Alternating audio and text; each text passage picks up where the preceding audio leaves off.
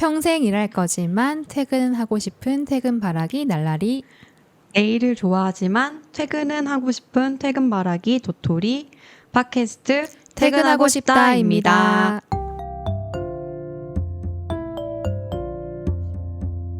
안녕하세요. 안녕하세요, 날라리님. 네, 잘 지내셨나요? 네. 한 주가 어찌나 이렇게 빨리 흐르는지 모르겠습니다. 그리고 너무 다시 더워졌어요. 그러니까 여행도 잘 다녀오셨는지. 네, 저희가 그때 시원한 맥주를 마시면서 휴가 전에 여름의 끝자락을 붙잡는다는 주제로 이야기를 했었는데 끝자락 아니었던 것 같아요. 그러니까 지금 다 그 입추의 배신 아니다. 처서 매직이 매직의 없어졌다. 배신. 너무 더워요, 정말. 후덥지근합니다 아직까지. 오늘은 비가 많이 온다고. 그러니까 오늘 저희 출근할 때도 비 왔잖아요. 네. 그러면서 그 생각했어요. 아, 우리 맨날 녹음할 때마다 비 왔었는데. 그렇네. 그렇잖아요. 그래서 오늘 우리가 녹음해서 또 이렇게 비가 많이 오는구나라는 생각을 했어요. 저는 오늘 아침에 하필이면 제가 딱 나선 그 시간대에 폭우가 쏟아졌고 막 바람이 장난 아닌 거예요. 근데 제가 분명히 집에서 나오기 전에 날씨 예보를 봤는데 비가 안 온다고 되어 있었어. 밤에 온다고? 그래서 맞아요. 정말 제가 안일하게도 양산 같은 작은 우산을 가지고 나온 거예요. 어차피 이제 이따가 들어갈 때는 뭐 금방 들어가니까 너무 무거우니까 했는데 갑자기 비가 엄청나게 쏟아지고 바람이 들이닥치는데 제가 그 걸음을 멈출 수가 없었어. 왜냐? 출근을 해야 되기 때문에. 왜냐?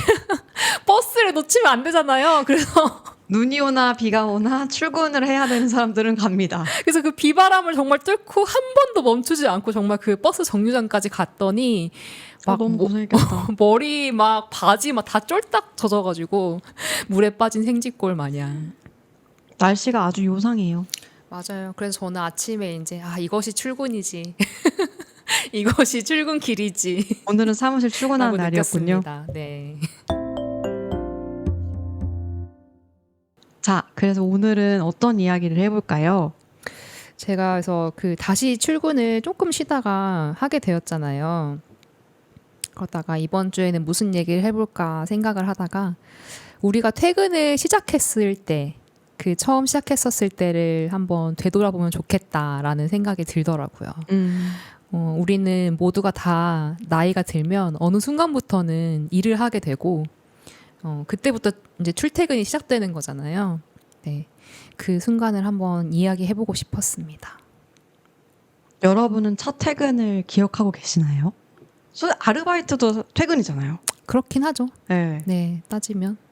아니면 그냥 뭔가 일회성이 아니라 우리가 좀 오래 다니는 회사라는 곳을 처음 출근하고 퇴근했었을 때, 사실 회사라는 거는 내가 들어가길 원했던 마음에서 노력해가지고 들어가는 곳이잖아요. 보통은 이제 그랬을 때는 조금 퇴근이 남달라지는 것 같긴 해요.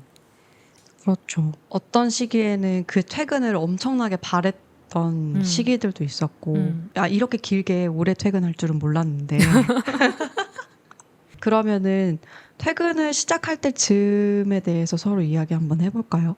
저희는 그 퇴근을 시작한다라는 거는 어쨌든 일을 선택하는 것과 동일한 이야기잖아요. 그래서 저희가 처음 어떻게 일을 시작했는지 같이 좀 얘기를 해보려고 했어요, 오늘.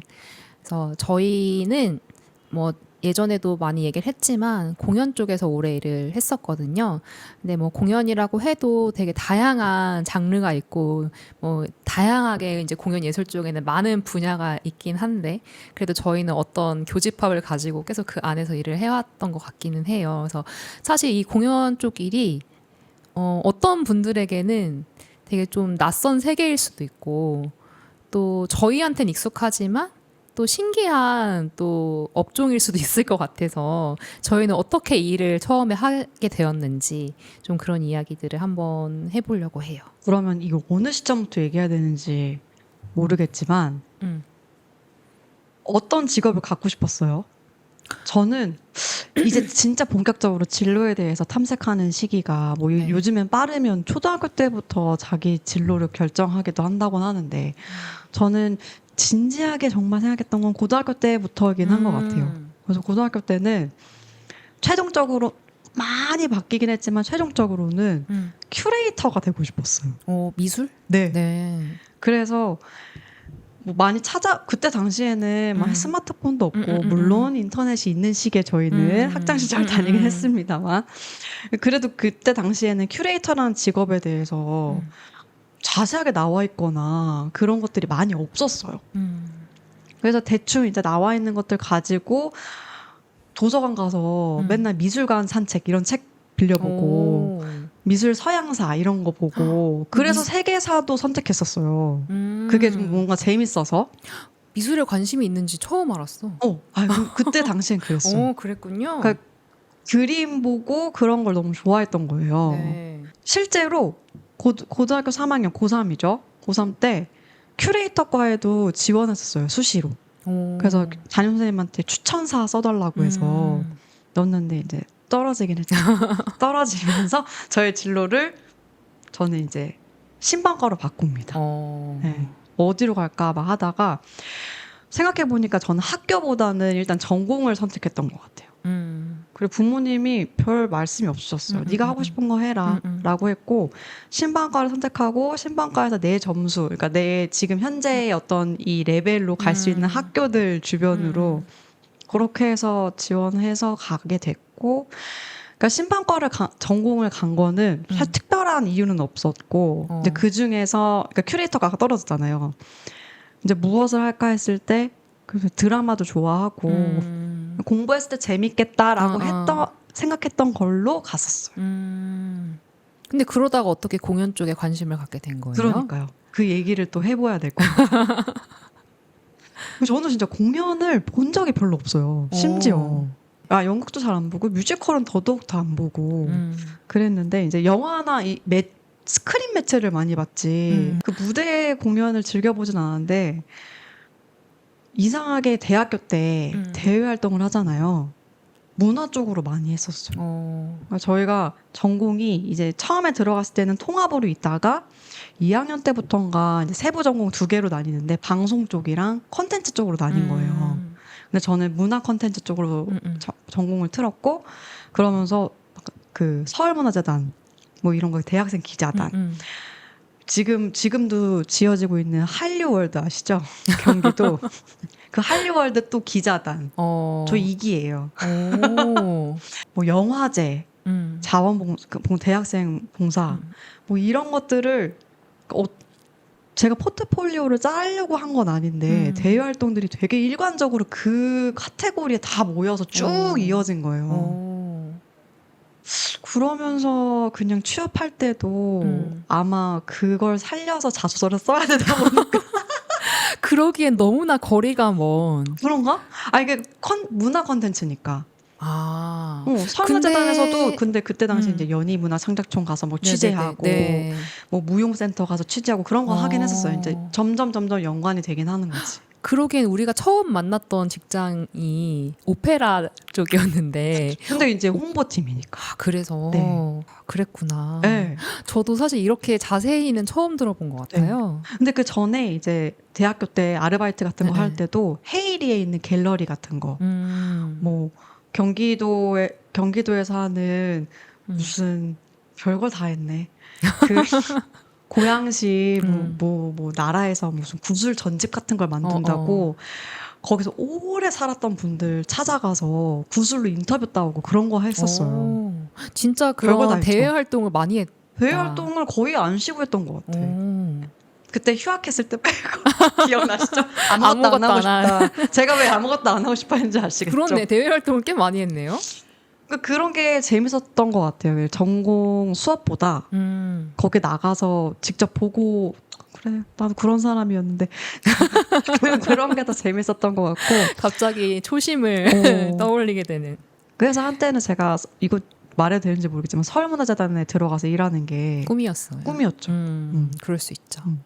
그 뒤로 이제 도토리님은 오페라를 하다가 지금은 이제 연극 쪽에서 계속 홍보 마케팅 일을 하고 있죠. 그렇죠. 이것도 지금 뭐 연극이라고 하긴 그렇지만 아무튼 그치. 뭐 공연계 연극과 우리는 극장을 베이스로 한다고 생각하면 될 것 같은데요. 네. 근데 전 진짜 전공도 아니고 네. 연극에 뭐 연극도 모르고 그랬는데 이제 홍보팀이라는 이유만으로 일을 할 수는 있었던 거죠. 이 컨텐츠는 이제 알아가면 되니까. 그치. 그래서 재밌게 일을 시작했던 것 같아요. 음. 이제 여기까지의 날라리님의 이야기를 들어보겠습니다. 요 구간. 저는 그러면 저도 이제 뭐 고등학교 때부터 그렇죠. 얘기를 해보자면 꿈부터 얘기해야 네, 됩니다. 나의 꿈 어렸을 때 저의 꿈 제가 얼마 전에 그 한창 그 생활기록부 보는 게 유행이었을 때가 있었어요. 아세요? 그 조회하면 네. 나와가지고 그래서 고등학교 때 생활기록부를 봤더니 제가 어느 순간부터 꿈이 작곡가였던 거예요. 네, 제가 그때 아이돌을 좋아했는데 되게 옛날 일이지만 우리 오빠들처럼 나도 음악을 하고 싶다라는 생각에 이제 대중음악을 하고 싶다라는 꿈이 있었어요. 근데 부모님께서 너무 반대가 심한 거예요. 그때 당시만 해도 지금의 케이팝의 위상은 없었고 저거는 딴따라들이 하는 것이다 라는 그런 인식이 정말 있었던 시대였기 때문에 부모님이 엄청나게 큰 반대를 하셨어요. 그래서 근데 저는 너무 음악을 하고 싶은 거예요. 근데 엄마가 이런 제안을 했어요. 제가 그때까지도 너무 신기한 게 피아노 학원을 다니고 있었어요. 보통은 다 초등학교에서 중학교 가면은 그만두거나 하는데 저는 그냥 피아노 치는 게 좋았었는지 그냥 쭉 학원을 다녔어. 그래서 엄마가 그러면 클래식을 하면 어떠냐. 그러니까 그게 어느 정도 타협이었던 것 같아. 부모님 입장에서는. 근데 저는 또 사실 클래식에는 흥미가 없었거든요. 음악은 하고 싶으니까 나름 타협은 하지만 나는 피아노 잘 치지도 못하고 그 음대를 가서 그렇게 실기가 피 터지게 막 하고 싶지도 않다라는 생각에 제 나름대로 그때 당시에 그래도 공부를 좀 했었기 때문에 음악 교육과를 가자. 이제 저도 약간 그 제 나름의 또 중간점. 우리 네. 갈 수 있는 레벨을 찾아야 돼. 그러니까 이제 더 공부를 더 많이 보고 하는 음악 교육과를 제가 피아노 전공으로 들어갔거든요. 그 전까지는 클래식을 좋아하지 않았다고 했잖아요. 그냥 저도 어떻게 대학을 가고 싶기도 하고 음악은 하고 싶고 하니까 그 애매한 중간쯤에서 선택을 해서 갔고 이제 가면은 내가 그런 실용음악 아카데미에 등록해서 음악을 내 꿈을 펼칠 거야. 해야겠다 이러면서 갔다가 우연찮게 음악회를 가게 되면서 공연 쪽 일을 하고 싶다라고 생각을 했었어요. 신기하죠? 네. 왜냐하면 제가 예전 어렸을 때는 음악회를 다니지 않았고 연주회나 뭐 공연 같은 거를 아무래도 지방에 살다 보니까 자주 가지 못했다가 한두 번 보러 가기 시작했는데 일단은 그 극장이라는 곳이 너무나 매력적이었고 너무나 쾌적하고 그 좋은 공간에서 음악을 듣는 게 너무 황홀한 경험이었어요. 그래서 나도 여기서 일하고 싶다라는 생각을 했던 것 같아요. 그래서 갑자기 거기에 매료돼서 공연 기획자가 되어야겠다라는 생각을 가지고 있었는데 또 이제 부모님이 반대를 하기 시작한 거죠. 이제야 우리 그냥 원하는 대로 그런 음악 선생님이 되겠구나라고 해서 마음을 놓고 있었는데 갑자기 또 선생님을 안 하고 갑자기 뭐 공연을 한다고 하니까 또 부모님이 엄청 반대를 하셨어요. 이제 그러다가 결국 저도 보통은 이제 교육과는 시험을 봐야 돼서 휴학을 안 하거든요. 근데 저는 과감하게 휴학을 1년 하고 그 기간 동안에 혼자 이렇게 공연을 많이 보러 다녔어요. 연주회 같은 거.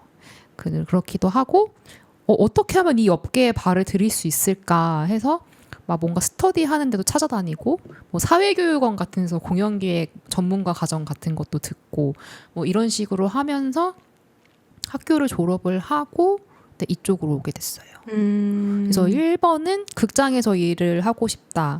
그리고 두 번째로는 이런 클래식 음악 이게 순수 예술, 고전 예술은 사실 접근성이 많이 떨어지잖아요. 근데 그거를 많은 사람들이 좀 알아서 행복해졌으면 좋겠다라는 정말 순수한 마음. 나만 이 좋은 걸 알고 있을 수 없다. 이런 마음이 동기였던 것 같아요. 근데 보통 이제 저희는 대학 과정을 겪었으니까 그때 뭐 어느 전공을 하든 정말 그 넥스트 스텝이 정해져 있는 전공 아니면은 다들 이제 공채를 넣잖아요. 그쵸. 취업계에 들어가잖아요. 그런 건 전혀 미동 없으셨어요? 지원을 하셨어요? 아니요. 저는 그러니까 정해진 길이 선생님이었고 임용고사를 보는 게 나의 정해진 이제 길이었죠. 거기는 그렇게 거긴 그럼 넥스트 스텝이 바로 정해져 있는 그쵸, 전공과긴 했네. 그러니까 보통 친구들이 휴학을 안 하고 그냥 바로 시험을 봐야 되기 때문에 그래서 휴학을 하는 경우가 되게 드물었었어요. 그리고 다른 직업을 선택하는 사람들도 흔치 않았고. 저는 일단 뭐 그때 우리가 같이 만났던 그 단체는 전 졸업하기 전에 들어간 거거든요. 네. 그래서 그때 연수단원이었잖아요. 저희는 그때도 어떻게 보면 진로 탐색 기간이었던 것 같아요. 저한테는. 네. 그치. 근데 이제 거기서 무대를 보게 됩니다. 근데 무대를 보고 사실 개인적으로 그땐 제가 약간 힘든 시기를 겪고 있었는데 그 무대를 볼 때는 싹 있는 거예요. 지금 나의 현실이라던가 힘든 것들 그리고 무대에 올라가 있는 사람이랑 이걸 만드는 사람들이 다 너무너무 멋져 보이더라고요. 그러니까 저희가 처음에 지원할 때 자기소개서에 동기를 쓰잖아요. 네. 저는 항상 이 멘트를 썼어. 그 예술은 우리가 사는 이 사막 속에 오아시스 같은 존재이다. 그치. 좀 그 황홀경이 있어. 네. 이 그쵸? 현실에 치여서 사실 살다 보면 되게 잊게 되는 인간으로서의 많은 감정들이 있는 것 같거든요. 네. 근데 저는 그 예술 그리고 이런 공연 정말 아까 얘기했듯이 그 무대를 통해서 그 몰입하는 시간이 그 인간의 어떤 기본적인 것들을 회복시켜 준다고 전 느낀 것 같아요. 어떤 아름다움, 이 삶의 아름다움 같은 거. 근데 너무 살다 보면은 퍽퍽하고 되게 상처 많이 받고 현실이 녹록지 않으니까. 맞아요. 근데 예술을 경험할 때만큼은 그걸 치유받는 느낌이었달까. 그러니까 이 몸도 쓰는 근육만 쓰는 거잖아요. 네. 그래서 그렇지 않기 위해서 사람이 운동하고 그러는 거잖아요. 근데 감정도 똑같은 것 같아. 그러니까 맨날 비슷한 일상을 살다 보면은 쓰는 감정만 쓰게 되는 거예요. 맞아요. 근데 이를 뭐 가끔씩 영화를 본다거나 공연을 본다거나 하면은 내가 그동안 안 썼던 평소에 그런 감정을 쓰게 되면서 뭐 어떻게 보면 세상을 조금 더 풍족하게 살 수 있는 맞아, 거지. 맞아, 그렇죠. 네, 그리고 그 중에서도 우리가 하고 있는 이 공연은 아까 얘기했듯이 영화와 뭐 책이랑 다른 점은 정말 내 눈 앞에서 실시간으로 그게 이루어지니까 정말 고스란히 그 현장에 같이 하면서 느끼게 되는 여러 가지 것들이 있는데 그게 놀라웠던 것 같기도 해. 그 무대 위에 있는 사람들이. 되게 신기하기도 하고 정말 동경의 대상이 되고 어떻게 저렇게 잘하지? 맞아. 그리고 어떻게 저렇게 몰입하면서 저걸 하지? 그리고 같이 이렇게 호흡하면서 관객들이랑 느끼게 되는 어떤 감동들이 좋았던 것 같아요. 진짜. 근데 그 중에서도 뭐 저나 도토리님이나 둘 다 이제 공연에도 여러 가지 업무들이 이제 있는데 세분화 해보면 근데 그 중에서도 홍보 마케팅을 좀 더 오래 했잖아요. 뭐 다른 뭐 기획이라든지 다른 여타 업무들도 하긴 했지만 근데 저는 뭐 어렸을 때는 뭐 기획 업무라든지 뭐 홍보 마케팅 두루두루 다 경험을 해본 결과 아까 얘기했듯이 이 좋은 거를 다른 사람들과 같이 공유하고 싶다라는 마음이 되게 컸어서 그래서 홍보 마케팅 업무가 저한테 되게 잘 맞았던 것 같아요. 그래서 그 일을 되게 좋아했고 좀 더 오래 했다. 그러면은 궁금한 게 부모님이 반대를 하셨다고 했잖아요. 뭐 전공도 그렇고 이제 직업을 구할 때도 그렇고 네. 그럼에도 불구하고 이걸 부모님을 설득하고 했었던 큰 이유가 뭐예요? 날라리님은? 저는 일을 한다고 생각했을 때 제일 중요한 건 제가 재밌고 또 좋아하는 일을 하는 거라고 생각했어요. 물론 경제적인 부분도 무시는 할 수 없지만 왜냐하면 하루를 생각했을 때 거의 8, 9시간을 회사에 있고 또 그 이상으로 회사에 있는데 재미가 없으면 진짜 못할 것 같은 거예요. 그리고 제가 인생을 한 번 사는데 좋아하는 일을 해야지라는 생각이 들었어서 그때 당시에 부모님을 설득했던 것도 엄마한테 내가 나중에 엄마 나이가 돼서 후회하면 어떡해 라는 말로 설득을 했던 것 같아요. 제가 그리고 그 나이 돼서도 만약 그 선생님 같은 경우는 뭐 나중에라도 할 수 있는데 지금 이 일은 지금이 아니면 할 수 없다. 뭐 이렇게 얘기를 했던 것 같아요. 근데 그 대신 아까 얘기했듯이 일을 선택하는 기준은 다들 저마다 갖고 있잖아요. 뭐 그게 어떤 뭐 적성, 뭐 흥미, 혹은 뭐 경제적인 거 아니면 워라밸을 추구할 수 있는지 뭐 여러 가지 다른데 저는 가장 1순위는 재미와 그러니까. 흥미였던 것 같고 2순위는 그래도 또 경제적인 것도 무시할 수 없어서 조금 안정적이었으면 좋겠다라고 해서 그거의 중간점으로 그러면 기관에서 일을 해야겠다라는 생각으로 열심히 기관 쪽에서 일을 하려고 노력해봤던 것 같아요. 네. 날라리님은 아무래도 네. 이제 혼자 생활하는 시기가 이제 네. 저보다는 빨리 있었기 때문에 아무래도 그 이순이 그 현실적인 문제를 생각을 하신 것 같아요. 안 빨리. 했나요, 아예? 아예 안 했고. 아, 정말? 그러니까 저는 저랑 이제 날라리님 얘기를 들어보니까 네. 뭐 학교 전공 선택한 것부터 보니까 네. 재미없는 거는 못 하나 봐요. 난 진짜 그래요. 그렇잖아요. 흥미가 사실. 없으면은 못해요. 그러니까 이 점수 맞춰서 다 가지. 누가 내가 가고 싶은 거에서 갈 수 있는 거 이걸 고르고 앉았어.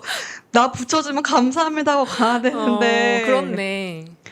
근데 보니까 비슷한 것 같아요. 그래서 저도 그 회사를 선택할 때 제 친구들만 해도 이제 연봉, 뭐 거기서 주는 복지, 네. 나의 이제 앞으로의 어떤 그런 것들 엄청 따져가면서 다 해요. 그리고 회사 평판 이런 것도 보고 그리고 앞으로 내가 어떤 커리어를 쌓을 수 있는지 그런 와중에 무슨 이상한 애가 와가지고 나는 이거 할 거야, 난 저거 할 거야 이렇게 된 거예요. 그러니까 그때도 뭐 지금도 사실 크게 달라지진 않았을 수도 있는데 재미있는 거, 그러니까 일을 하면서 내가 재미있게 할 수 있는 게 절대적인 일이었던 것 같아요.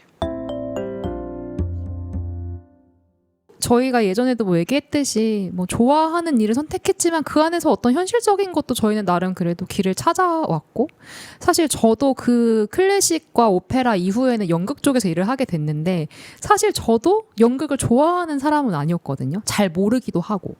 그러니까 되게 예술의 여러 가지 공연 쪽에도 장르가 있지만 그 중에서도 되게 하위에 있는 장르였단 말이에요. 저에게는. 근데 그 다음에 그 연극을 하는 회사는 정규직이었기 때문에 들어간 거였어요. 정말로 현실적인 선택인 거죠. 그때는 그랬죠. 네, 그때 그런 거죠. 그러니까 사실 좋아하는 걸로 선택을 처음은 시작했지만 그래도 어쩔 수 없이 우리는 현실적인 것들도 고려를 해야 되고 뭐 그런 것들을 이렇게 쌓아오다 보니까 지금의 이제 우리가 되었다. 네. 네. 그러니까 그때 선택할 때 순위가 약간씩은 바뀔 수 있지만 그쵸. 제가 봤을 때 저나 날라리님은 그 재미는 꼭 보장이 되어 있어야 돼요. 무시 못할 걸로 있는 사람 같아요. 맞아요. 사실 우리가 뭐 어떻게 어떤 한 가지에만 이렇게 일을 선택하겠어. 여러 맞아요. 가지 엄청 그냥 복합적이죠. 엄청 복합적인데 그 중에 어떤 부분이 더 크냐. 약간 그거에 따른 차이인 것 같아요. 근데 그 대신 저희는 그 아까 얘기했던 어떤 현실적 경제적인 부분을 많이 이렇게 그치. 그런 걸 많이 작게 고려를 두고. 안 한 거지. 그쵸. 맞아요. 그리고 사실 뭐 다른 분야도 마찬가지겠지만 이쪽 분야가 워낙 그 정규직 박봉이기도 하고 정규직 자리도 많이 없어서 맞아요. 정규직이 너무 없어. 오랫동안 계약직을 해야 돼서 저도 사실은 거의 4년? 3, 4년을 계약직을 하다가 포기하려고 했었어요. 내 자리는 없구나. 그래서 포기하려고 했던 차에 그 현실적인 선택으로 이제 정규직을 들어간 거였어서 네, 그 뒤로 근데 또 꽤 오래 일을 했죠. 근데 여기서 길게 일을 하면서 저희가 또 그때 한번 10년 차라고 네. 얘기했었잖아요. 뭐 14년 차 뭐 어쩌고 이렇게 길게 일하면서 또 그때 처음엔 이제 재미가 상위권에 있었는데 저는 또 하나의 일을 재밌게 할 수 있는 항목이라고 해야 되나? 그 동기가 또 알게 된 게 보람이에요. 보람. 그것도 있지. 네. 그게 내가 일을 재밌게 할 수 있는 큰 원동력이 된다는 거를 깨달았어요. 어떤 에피소드가 있었어요? 아니 뭐 에피소드라기보다는 차곡차곡 쌓여서 그냥 제가 자각하게 된 건데 무언가 이제 저랑 일을 하면서 힘들게 무언가 만들어 가고 그들이 그것을 실제로 이뤄냈을 때 너무 뿌듯한 거예요. 그리고 내가 한 것으로 인해서 그들이 뭔가 도움이 되고 그런 것들이 엄청나게 강화가 되더라고요, 제가. 일이 재미없을 때도 그런 것 때문에 그래 그럼 이 일 다시 해볼만 하지 이런 생각을 계속 되풀이하게 되더라고요.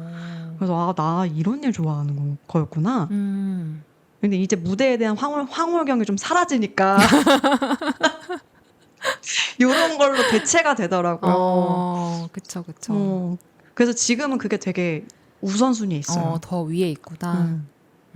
저도 처음에 일을 시작했었을 때는 진짜 고생을 엄청 많이 하고 힘들고 사실 막 이제 공연 앞두고 있으면 그 전날 막 되게 늦게까지 밤늦게까지 일하고 다음날 아침 또 일찍 일어나서 와야 되고 막 아침부터 일어나서 극장에 막 포스터 붙이고 막 프로그램북 뭐 나르고 막 이제 막 기획팀에서 이런 거 저런 거 정말 정말 모든 잡다한 거를 다 하면서 힘들었는데 그 공연을 보면 와 저렇게 잘하다니 이러면서 고생이 약간 싹 녹아 없어지는 그런 기분들을 느꼈을 때가 있었거든요.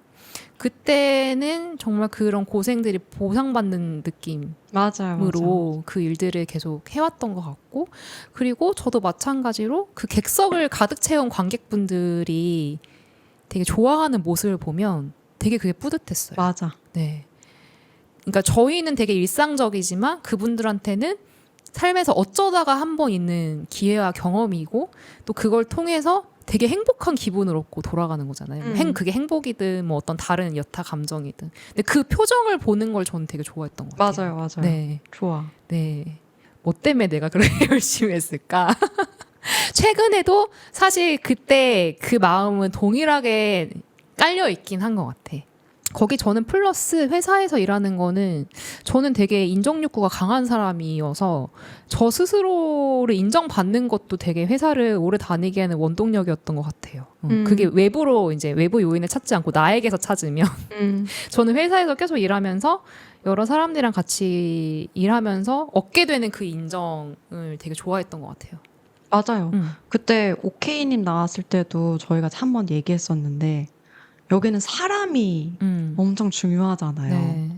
사람이 하는 예술이고 같이 일하는 존재도 사람이고 여긴 진짜 사람이 다인 곳인 것 같아요. 생각해보니까. 그럼 우리 사람을 좋아하는 사람이네. 그러니까 제가 여기서 일을 하면서 이 직업을 갖기를 참 잘했다라고 여기는 지점 중에 또 하나는 내가 만약에 이 일을 안 했으면은 지금 이제 제가 괜찮다고 생각하니까 근데 이런 사람이 되어 있을 수 있을까? 이런 생각이 문득문득 들 때가 있어요. 왜냐면 저희는 이제 작품 뭘 하나에 들어가면 그 작품이 가진 주제에 대해서 이제 완전 깊게는 아니라도 공부를 하게 되잖아요. 그때마다. 그럼 저희도 그때는 평소에 쓰지 않는 근육들을 쓰게 되는 거예요. 그래서 내가 한 번도 생각해보지 못했던 예를 들면 동물에 대해서 생각한다던가 아니면 뭐 환경 문제에 대해서 생각한다던가 근데 그런 거는 이제 몰라도 살아가는데 지장이 없잖아요. 아무런 지장이 없죠. 네. 근데 세상에 이런 모습들도 있구나라는 거를 알게 되는 그 순간들이 차곡차곡 쌓이면서 내가 그래도 좀 괜찮은 사람으로 살아가고 있다라는 게 좀 뭐라 그러지? 자랑스럽다고 해야 되나? 그런 생각이 들었었어요. 맞아요. 확실히 이 직업이라는 게 인생의 큰 갈림길이 되는 것 같긴 해. 네. 사람을 어떤 정체성을 만들어주는 어떤 하나이기도 하고 얘기한 것처럼 그 환경에 노출되어 있다 보면 되게 습득하는 것도 완전 달라지잖아요. 그걸 되게 많이 저도 다른 전공 혹은 완전 다른 분야 일을 하시는 분들을 만날 때마다 그걸 확 느끼게 되는 것 같아요. 내가 관심 있는 것들은 그들에게 전혀 관심사가 아닐 때가 있고 그분들이 관심 있는 게 나에게 전혀 관심사가 아닐 때가 있어. 그러면 정말 인생은 다 너무 달라지는 거니까. 맞아. 그런 생각이 들 때가 있죠. 맞아. 그럼 혹시 뭐 후회한 적은 없어요? 뭐 이전에 얘기했던 그런 경제적인 문제에 직면할 맞아. 때 그게 좀 큰 것 같아요. 네. 좀 현타가 많이 와요. 근데 그래서 저는 좀 현실적인 게 2순위라고 했잖아요. 경제적인 부분이. 근데 그 경제적인 부분이 그렇다고 엄청나게 기준이 높은 건 아니에요. 여러분. 다 사람마다 다르니까. 근데 이 일을 했었을 때는 그 기준에 미달할 것 같은 거예요. 그래서 저는 제가 원래 가지고 있었던 그 기술을 꾸준히 쓰면서 약간 사이드에 용돈을 벌었어요. 이제 그게 있어서 제가 좋아하는 일을 계속 할 수 있었거든요.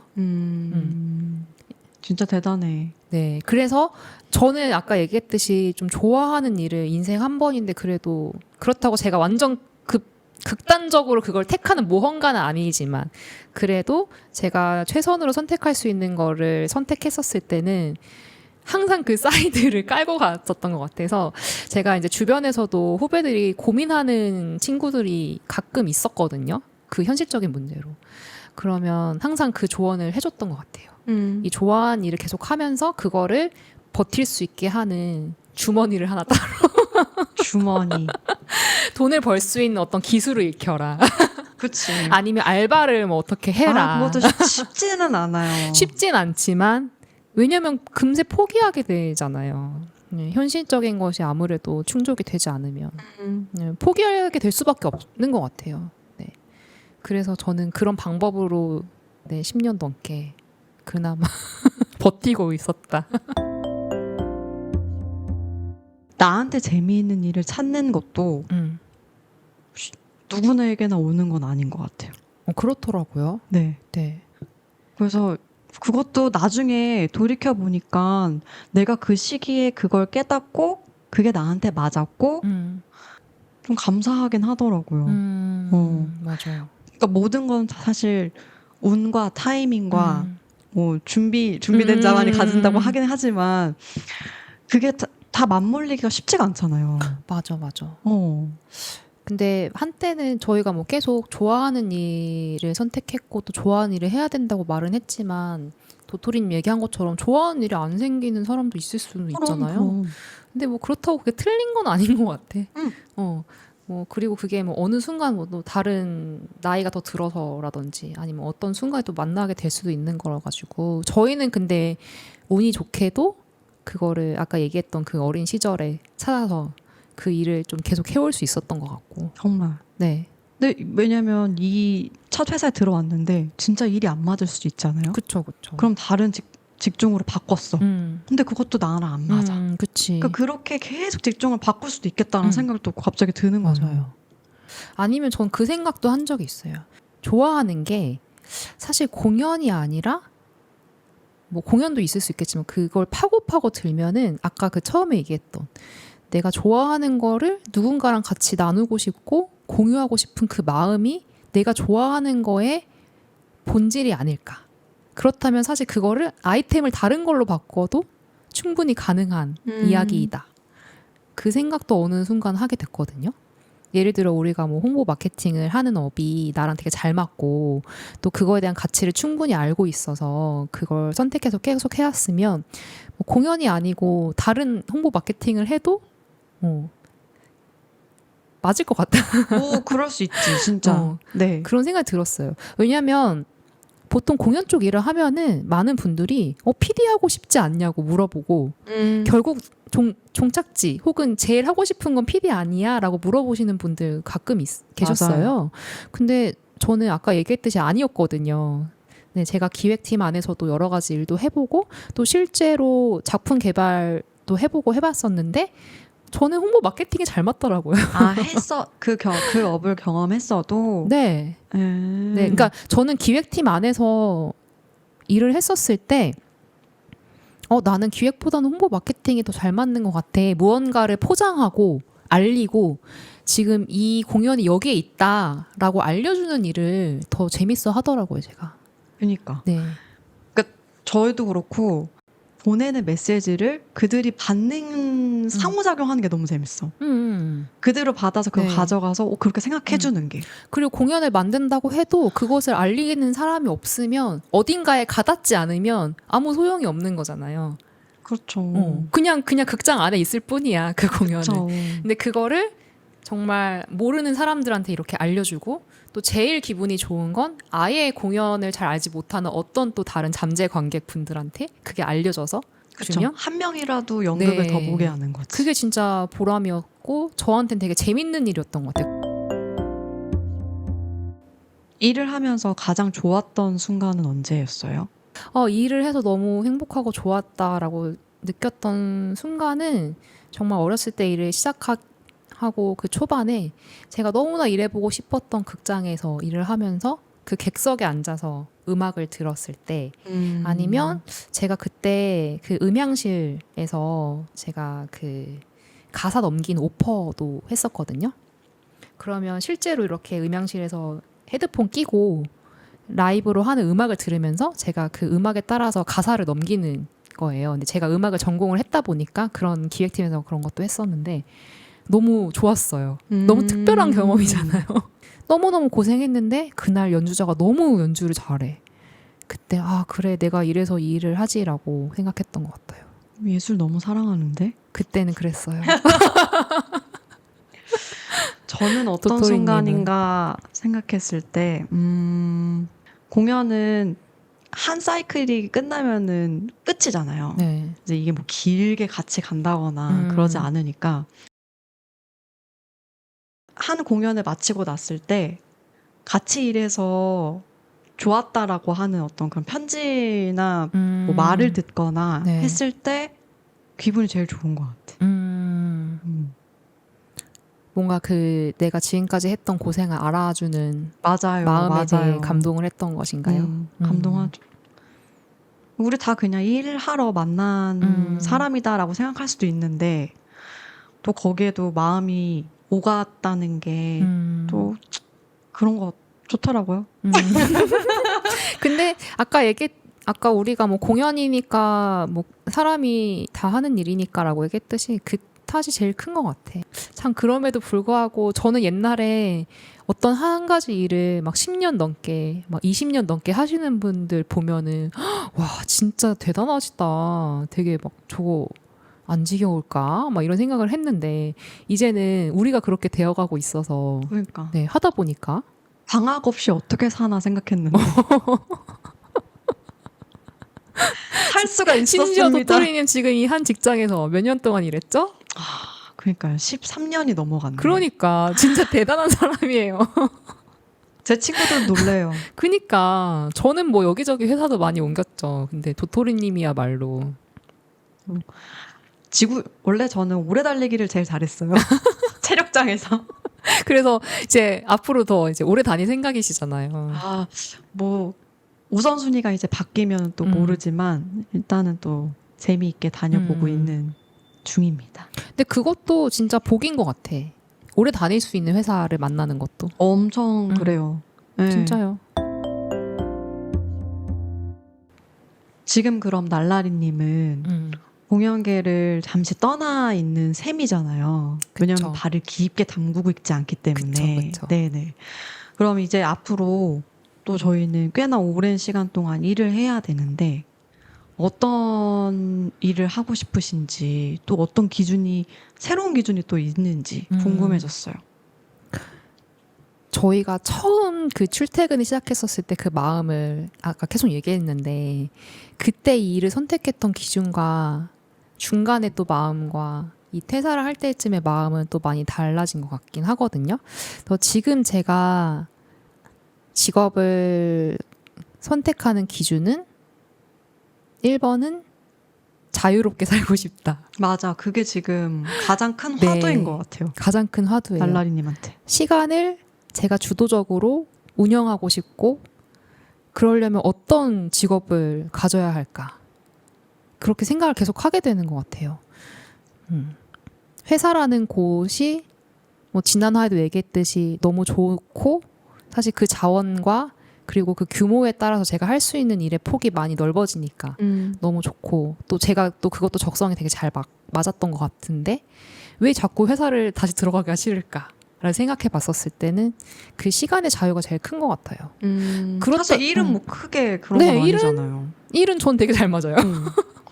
되게 조직 친화적인 사람이에요. 네, 저 조직 친화적인 사람이라서 저 이전에 이제 그 도토리님과 함께 다녔던 네, 그 회사에서도 제가 이제 그만둘 때 이제 거기에 계셨던 그 PD님이 저한테 날라리님 되게 조직 친화적인 사람인 거 아시죠? 근데 왜 회사를 안 다니고 싶어 하세요라고 물어보더라고요. 그러니까 아니 자꾸 회사를 거부하니까 또 부적응자처럼 보일까봐 네. 전혀 제가 얘기하는 아니에요. 거고 전혀 네. 회사 들어가면 이 회사에 한 5년 이상 다닌 사람 같이 출근 바로 하는 사람입니다.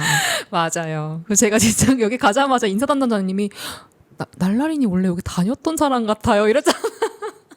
또 한 가지는 계속 제 삶에 이어가는 거는 아까 얘기했듯이 제가 좋아하는 거를 다른 사람도 알게 하고 싶고 그걸 같이 공유하고 행복이 좀 커지는 그런 일들을 계속 맥락적으로는 하고 싶다라는 생각이 있는 것 같아요. 그래 같은 맥락을 다 가지고 일이 이어지는 것 같아요. 같은 맥락인 것 같기는 해요.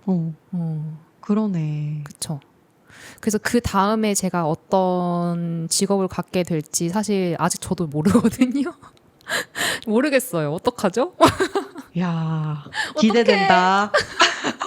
이러다가 다시 어딘가에 극장에서 이제 반항을 끝내겠습니다.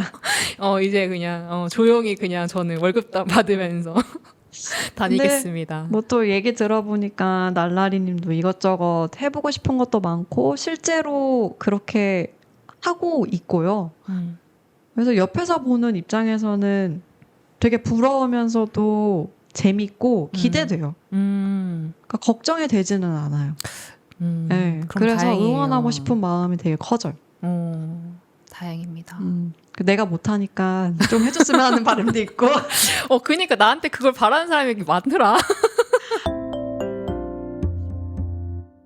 도토리님 저희가 처음 퇴근했던 그 순간, 그러니까 우리가 이 일을 선택했던 그 순간을 다시 얘기를 해봤는데 어때요? 잠깐 그 처음 퇴근했을 무렵을 돌이켜봐서 그 장면들이 막 떠올랐어요, 갑자기. 그쵸? 그래서 어느 하루는 퇴근하고 그 앞에 치킨집 있잖아요. 깐 치킨. 거기 가서 막 치킨이랑 맥주를 먹는데 너무 직장인 같은 거야. 맞아. 거기 직장이 많았어. 퇴근하고 이렇게 맥주 한 잔 같이 이렇게 한다고? 그때 당시엔 또 이렇게 지금처럼 청바지 입고 이렇게 안 다니고 뭐라 그러지? 약간 좀 포멀하게 입고 다니려고 그치, 아무래도 노력했었어요. 장르가 또 그렇기도 했죠. 네. 그리고 네. 뭐 높은 건 아니지만 구두도 신고 그치. 플랫 구두 이런 거 신고 다니니까 그랬던 내 자신이 너무너무 멋졌는데 아, 맞다. 그때 예전에 한번 도토리님이 저한테 그 얘기 하지 않았어요? 제가 그때 면접 보러 갔는데 제가 노란 머리였다면서요. 머리가 갈색? 노랬어. 아니 많이 밝은 갈색 아. 이거나 약간 노란색. 근데 저는 아무런 그거에 대한 이게 이상하다고 생각을 안 했는데 나중에 도토리님이 그거 보고 되게 놀랐었다는 얘기를 저 해서 사람이 합격해서 더 놀랬어. 너무 크게 웃었다. 그리고 나한테 나보고 무슨 생각을 한 거야 그때 면접 볼 때. 왜냐하면 저는 이제 학교에서 바로 온 사람이잖아요. 네. 학교에서 그런 걸 교육을 해줬어요. 면접 보러 볼 때 갈 어떻게 때. 하라고. 그래서 그때부터 우리는 이제 머리 염색 요란하게 하지 않고 음. 옷은 어떻게 입으며 컬러, 뭐 신발 이런 것까지 다 어그 신고 가지 마라. 아, 그건 너무 당연한 거 아니야? 아니, 나중에는 이제 되게 여기는 프리하게 오긴 하더라고. 아, 그치. 근데 아무래도 신방과는 조금 더 포멀한 회사에 지원을 많이 하니까. 되게 형식을 근데 갖춘. 제가 이제 그런 교육을 받았던 거는 학교에서 이제 통합적으로 하는 그치. 어떤 취업 아무래도 지원 일반적인 센터 있잖아요. 그런 거였어. 일반적인 회사는 그렇죠. 그래서 난 무조건 다 그런 줄 알았죠. 그 원래 드라마에서도 다 면접 볼 때 되게 단정하게 이렇게 보잖아요. 대단하다. 취업 준비생이 머리를 염색을 저렇게 할 수 있구나. 이런 생각을 한 거지. 그랬구나. 네. 지금 회사도 네. 제가 이제 면접 보러 갈 때 그때도 똑같이 이제 면접 복장으로 갔어요. 네. 막 진짜 아바타처럼 갔어요. 면접 복장으로. 일본에서 갓 나온 그런 면접 복장 있죠. H라인 검은색 스커트 입고 위에 무릎까지. 무릎 맞아. 그 길이도 무릎 기장. 정해줬어. 무릎 넘어가면 안 되고 막. 그 구두 신고 이러고 간 거예요. 봤더니 나중에 이제 합격하고 나서 이제 상사분들이 정말 너무 성실한 애처럼 보였다. 그래서 저희가 그냥 일을 되게 오래 해오면서 그 처음의 마음을 오늘 같이 얘기해보는 시간을 가졌었는데요.